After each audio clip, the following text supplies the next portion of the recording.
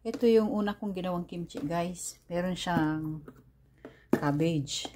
May ano rin, guys, may radish. Yan. Ang sarap daw, guys, sabi ni Kalbo.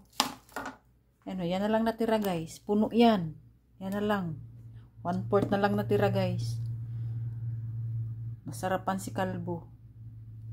Yan, masarap naman talaga, guys. Yan ang lagi na sa lamesa namin.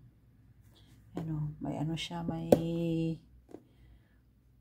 cabbage, may radish, may ano ba yan, tanggon yung ano yung carrots, guys. Yan. Yan, maasim na masarap, pero walang suka yan, guys. Fermented. Yan, healthy food, fermented. Yan. No, mumasis, no, napakasarap, guys. Good for our health. Yan. Thank you for watching.